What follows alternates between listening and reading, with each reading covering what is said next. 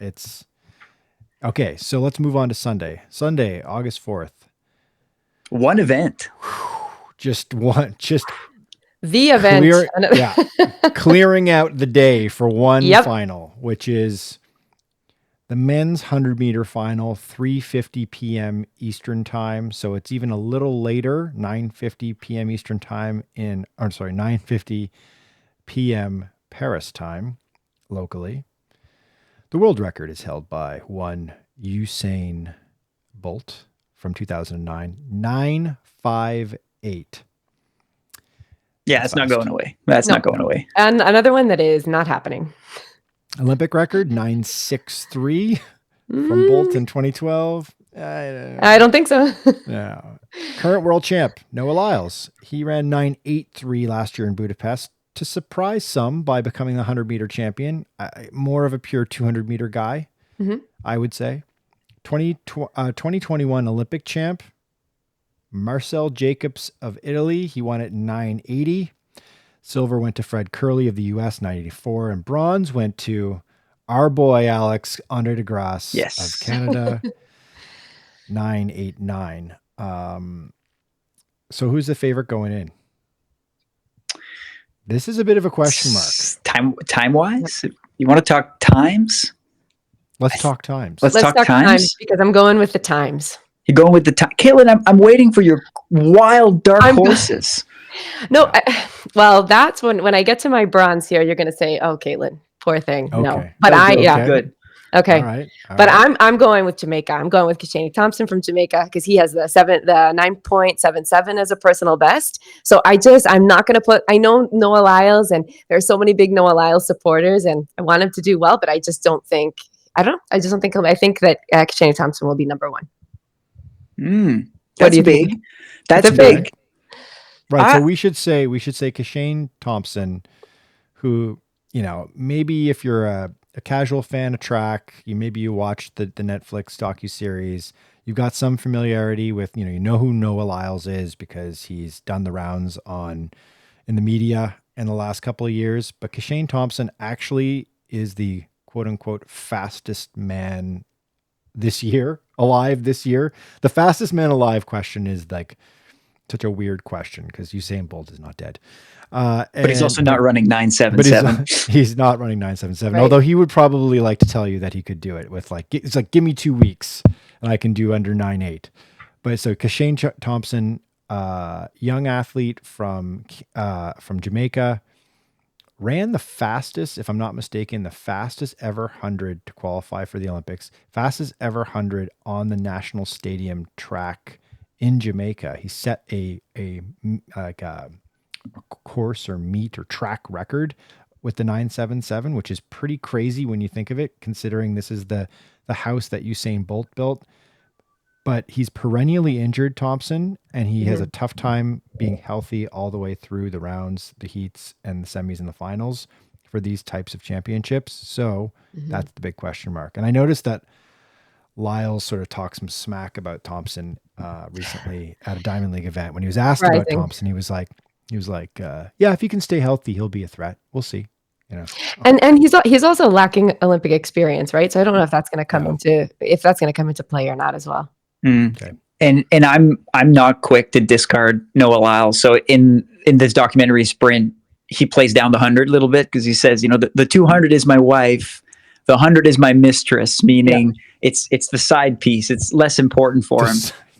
But then he does say that. He does. But then he goes on about wanting that triple gold, and for the triple sprinting gold, newsflash, you need the 100. So he's all in on this. I think Thompson's going to need a 9.77 to beat Lyles. Lyles just went 9.81 in London a couple weeks ago. That's a personal best, lifetime best.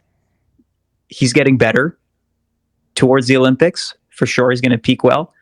I think you do need a sub 9.80 to win this. So I wouldn't be so sure that Thompson's going to run away with it. I would actually pick Lyles. Okay, see, there we go. Michael? I went deep down the rabbit hole watching Thompson like training videos and like TikTok videos of of Thompson's starts, and he's like a great starter and a great finisher. He's basically a complete package. He's like just incredibly talented. I'll just quickly go through the contenders here because we haven't done that yet. So we got, Thompson, I'd say, is the favorite. Lyles, Sabine of South Africa is just sort of always in it. Seville of Jamaica, he's a 982 guy going in. Our boy Kenny Bednarek of the U.S.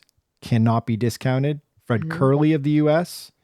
And Ferdinand Omanyala of Kenya as well is also someone who's garnered quite a bit of experience recently. So those are your contenders.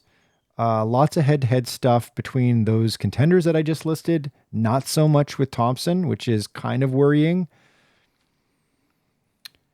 I think this is tougher than I think the NBC commentators will let you believe when you're watching the lead up of this race. I would say I think Noah Lyles wins. I think he wins.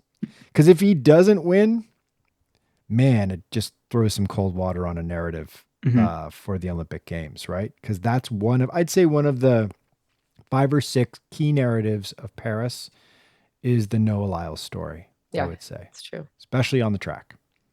So I'm going to go Lyles for the win. Okay. My dark horse pick is Kenny or Omanyala of Kenya, who's just kind of always there.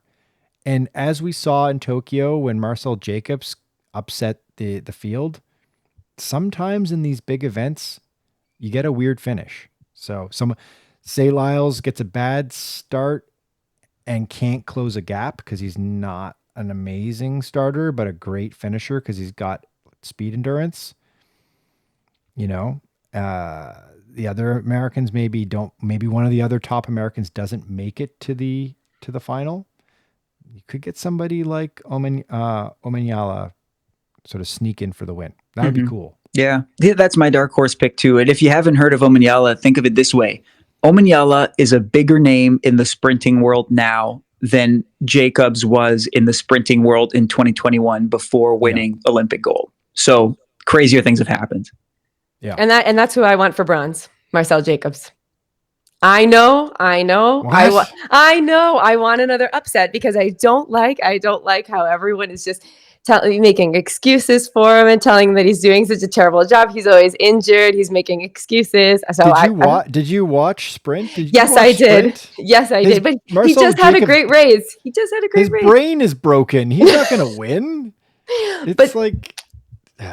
Okay. No, I don't think he's going to win. I just want to see him. No, sorry. Get in there. I don't think he's going to win either. You don't think he's going to make the finals? You don't think he's even going to make the finals? I don't think he's going to make the finals. No, okay. No. Katelyn's saying that he's going to get bronze. I don't think he's even going to make the final. But if he won, imagine. Could you imagine? That would suck. It would, because it would be like the least legitimate dynastic career, because you'd have to be like, well, he's like a dynastic sprinter because he won back-to-back Olympic gold medals and did shit all in between. Yeah. That pops out of the Dolomites twice in his life and wins and goes back home. Like our friend in the 1500 meters, McLuffy. Taufik McLuffy. Remember him? Yeah. Anyway, we'll leave it at that. Mm-hmm. World record will definitely not get broken. Maybe we'll see sub 970, which would be pretty spectacular, which kind of like edges men's sprinting closer to that fever pitch apex that it was at a decade ago, but still a million miles away. So far I'd away. love to see a photo of like Usain Bolt's crossing the line and where everyone else has been since that world record in a stagger. That'd be an interesting photograph, an interesting composition.